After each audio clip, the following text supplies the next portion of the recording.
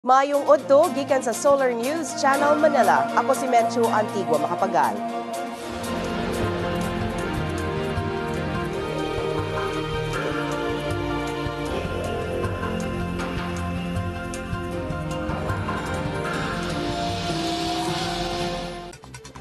Gisugdan na ang rehabilitation sa Zamboanga City taliwala sa clearing operations sa mga conflict areas.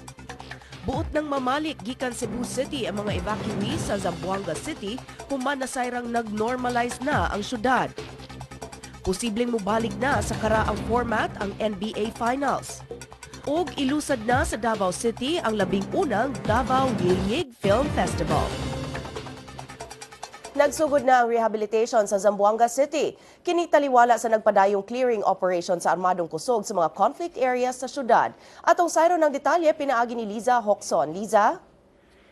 Yes, Menchu, sinimulan na nga ng lokal na pamahalaan ng Zamboanga ang rehabilitasyon ng mga pamilyang naging biktima ng kaguluhan dito sa lungsod. Ito ay sa kabila ng clearing operations na isinasagawa pa rin ng militar at pulis sa ilang apektadong barangay.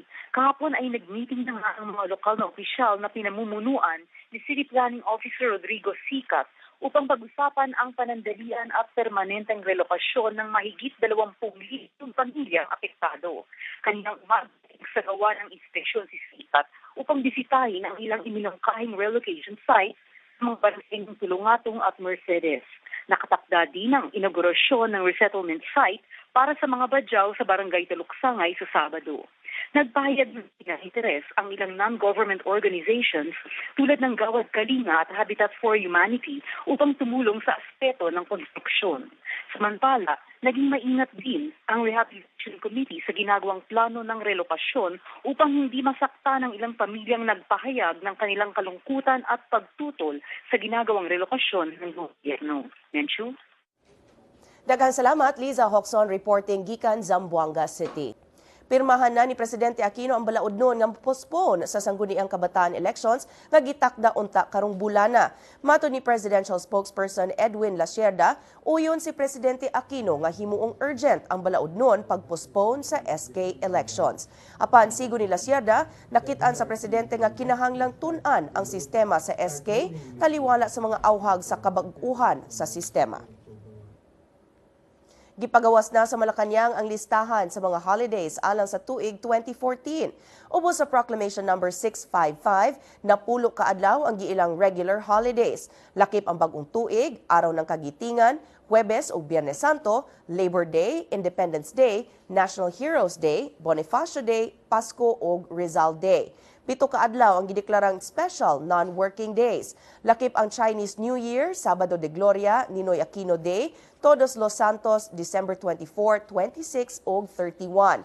Gihimo sab nga special holiday alang sa tanang eskwelahan ang anniversary sa EDSA Revolution sa February 25. Andam na ang nasod sa paghangop kang US President Barack Obama sa iyang pagbisita sa nasod sunod semana.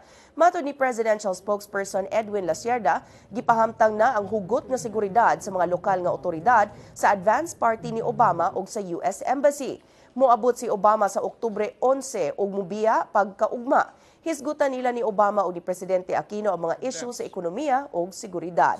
Gipaabot sab nga magpinirmahay sila si Obama o si Aquino sa mga bilateral agreements. Gitun-an na karon sa Department of Health kun DOH ang pricing trend sa mga generic nga tambal ug unsaon sa pagkontrol sa presyo niini.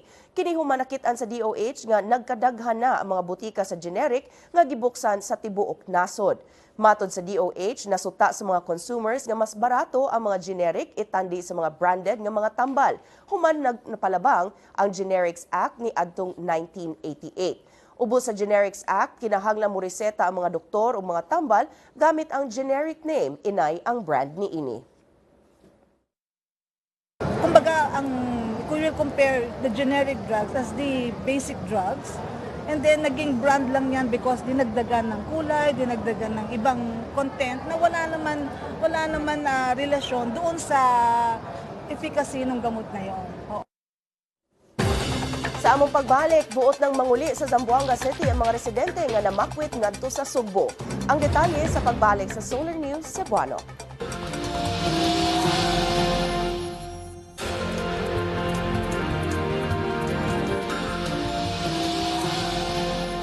Gipaubsan sa Petron ang presyo sa ilang LPG.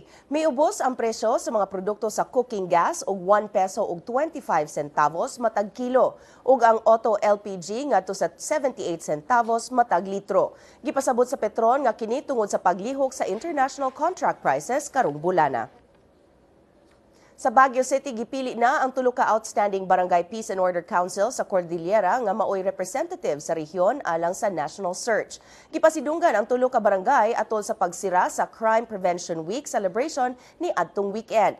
Kini mao ang Barangay Imelda Village sa Baguio City alang sa highly urbanized and component cities category, Barangay San Carlos sa Santa Marcela, Apayao alang sa 4th to 6th class municipalities ug Barangay Kalutit sa Bontoc Mountain Province alang sa 1st to 3rd class municipalities. Ang tulo ka barangay nakadawat og 17,000 pesos isip incentives ug maoy representative sa National Search for Outstanding BPOCs sa Department of Interior and Local Government. Matod ni DILG Assistant Regional Director Jonathan Liusen, tuyo sa search ang paghimo sa mga BPOCs nga organized ug functional. It's making the policeman more involved sa community. Ganon din dapat ang ginagawa ng mga tanod. Sa atin kasi barangays, the basic unit ng government. At sila yung nasa frontline. Mga balita gawa sa nasod uban ni Sara Velasco. Atong sayron ang front pages sa mga pamantalaan sa Sugbo. Sa Sunstar Cebu ug sa Sunstar Super Balita, nagdakpan pag-usab ang usa ka giingong big-time operator sa Masiaw atol sa usa ka raid sa Pasil, Cebu City kagahapon. Sa Cebu Daily News, mipasaka og kasong libel ang usa ka French executive batok sa usa ka Sugboanon nga iyang nahigala sa internet. Og sa The Freeman, headline sab ang pagkasikop sa giingong big-time Masiaw operator sa Pasil, Cebu City kagahapon. Sa Cebu City, buot nang mamalik sa Zamboanga City ang 60 ka evacuees kinsa midangop sa syudad. Kini human ilang nasayran nga mihinay na og normalize ang Zamboanga. Si Justin Vestil sa detalye. Justin? Yes, Mencho, sukad pa sa niaging simana, midagop sa ilang paryente sa Cebu City ang 68 ka evacuees gikan sa barangay Talon-Talon sa Zamboanga City. Lakip sa mga evacuees ang 33 ka hingkod ug 22 ka bata kinsa mipuyo sa dalan 3 de Abril sa barangay Punta Princesa. Karon nga ilan ang nasayran ang hinay-hinay nga pag-normalize sa Zamboanga City, buot na nilang mupauli ngadto sa ilang syudad. Mato di Mayor Mike Rama, andam ang Cebu City government pag-abaga sa plitihan sa mga refugees kung andam na kini mo balik sa Zamboanga City. Apan buot ni Rama nga masiguro nga luwas ang pagbalik sa mga evacuees ngadto sa ilang dapit. Gitawgan na sa ni Mayor Rama si Zamboanga City Mayor Beng Climaco Salazar kalabot sa mga refugees.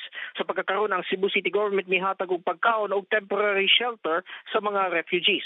Midugam sad si Mayor Rama nga nagplano karon ang syudad paghatag og 5 million pesos financial aid ngadto sa Zamboanga City isip calamity aid sa nagusbat nga syudad. Mencho. Daghang salamat, Justin Vestil, reporting gikan Cebu City. In the meantime, giapod-apod sa lungsod sa Javier sa lalawigan sa Leyte ang mga kahimanan alang sa pagpanghimo og cocoa twine o geonets. Dako kining tabang sa mga mag-uuma kinsa nagsalig sa coconut byproducts. Si Wilmark Amazona sa detalye. Wilmark? Mencho, giapod-apod sa Department of Trade and Industry, Philippine Coconut Authority, o sa Municipal Government sa Javier ang mga manually operated twining and handloom equipment ngadto sa 105 ka mag-uuma. Sakop ang mga beneficiary sa Javier Integrated Coconut Products and Farmers Association nga mao'y cooperator nga gipili sa DTI ubos sa Service Sharing Facility Program. Tuyo sa paghatag sa twining o handloom equipment ang pag-decentralize sa production sa cocoa twine o geonets nga maghatag og income opportunities sa mga mag-uuma. Ang association nag-operate sa 20 million ka cocoa coir processing plant na napalit sa municipal government gikan sa India. Matod ni Mayor Sabi Javier, bayaran ang mga mag-uuma og 2 pesos og 50 centavos matag cocoa twine nga ilang mahimo samtang ang piso ni ini kuhaon isip bayad sa cocoa coir nga gisupply ngadto sa mga mag-uuma. Ang cocoa twines gamiton sa paghimo og units nga isupply ngadto sa mga contractors sa Department of Public Works and Highways alang sa road construction project. Ang units gamiton sa pagsanta sa soil erosion o flood control projects. Midugang si Mayor Javier nga higayon ilan ng malabuan ang local demand sa rehiyon, ilang i-export ang units aron mas mapalambo ang kinitaan sa mga mag-uuma. Gawa sa twining og handloom equipment, mamalitsa ang lungsod og crafting machine nga gamiton sa paghimo og carpets, ginama gikan sa coco coir og ubang coco-based products. Maghimo sab ang lungsod og ubang produkto sama sa coco sugar, coco vinegar og virgin coconut oil. Matod ni Mayor Javier, maupay alang sa pagtubo sa ekonomiya sa ilang lungsod ang programa ug makahimo kanila nga dili tantong magsalig sa national government. Menchu. Daghang salamat, Wilmark Amazona reporting gikan Tacloban City. Sa pagbalik sa Solar News Cebuano, gilusad na ang Davao Ngilngig Film Festival karong semana ha. At tangi ang detalye sa among pagbalik.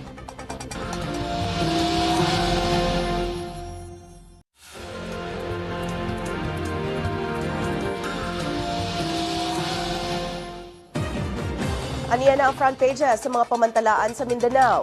Sa Sunstar Davao, gipasabot sa mga urban planner sa Davao City nga dili pa andam ang syudad alang sa rapid transit service sa pagkakaron.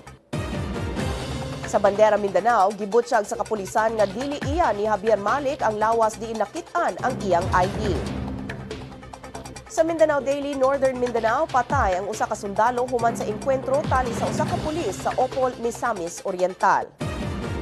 Sa Mindanao Daily, Western Mindanao, gibutyag sa pipila ka mga residente sa Zamboanga City nga dakong hagit ang pagpahiuli sa mga relasyon tali sa mga Muslim ug mga Kristiyano human sa kagubot. Sa Mindanao Daily Caraga, misaad og mas maayong serbisyo ang bag-ong natudlo nga pangulo sa Center for Health Development sa Caraga.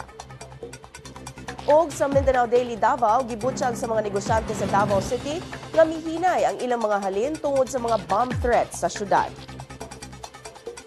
Himuon karong semanaha ang 11 Davao Ngilngig Film Festival nga mopasalida sa mga horror films nga hinimo sa mga local filmmakers sa Davao City. Atong sayron ang detalye sa report ni Sara Velasco. Kadabana sa dagan sa panahon uban ni Pat Fernandez. Pat? Hi, Menchu. Ang tropical storm Kedan ana sa 730 kilometers silangan sa Virac, Catanduanes. Doon na kinigikusgon nga 65 kilometers per hour hadul sa tunga-tunga sa bagyo. Doon na sab kini unos nga 80 kilometers per hour. Gipaabot nga mo irog ang Kedan paingon sa north-northwest sa 11 kilometers per hour. Gipaabot nga ana sa silangan sa Kasiguran Aurora ang bagyong Kedan ugma. Sa Huwebes, gipaabot nga ang bagyong ana sa silangan sa Basco, Batanes. Ug sa Biyernes ana sa silangan sa Itbayat, Batanes. Base sa Metro Weatherscape, mapanganuron nga dunay hinay ngadto sa kasarangang pag-ulan ug thunderstorms sa Palawan ug sa Zamboanga Peninsula. Mikatap na kini ngadto sa Bicol, Visayas, Caraga ug sa Northern Mindanao. Mapanganuron nga dunay hinay ngadto sa kasarangang pag-ulan ug thunderstorms sa Metro Manila ug sa ubang bahin sa nasod. Mulungtad ang mga pag-ulan hangtod na sa gabi. Sa Luzon, dunay mga dag-om sa Calapan samtang dunay thunderstorms sa Legazpi ug Puerto Princesa. Apan maayong panahon sa Tagaytay, Manila, Tuguegarao ug Lawag. Sa Visayas, ulanon ang Borongan. Dunay say thunderstorms sa Dumaguete, Cebu, Tagbilaran, Tacloban ug Iloilo. Ug sa Mindanao, ulanon ang Butuan ug Cotabato samtang dunay thunderstorms sa Cagayan de Oro, General Santos ug Zamboanga. Apan maayo ang panahon sa Metro Davao. Ug maukad to ang latest sa dagat sa panahon, balikan nimo Menchu. Daghang salamat, Pat Fernandez. Kung buot ninyo matanaw pag-usabang episode karon sa Solar News Cebuano, i-like ang among Facebook page, Solar News Cebuano. Bisitahi sad ang among website, www.solarnews.ph.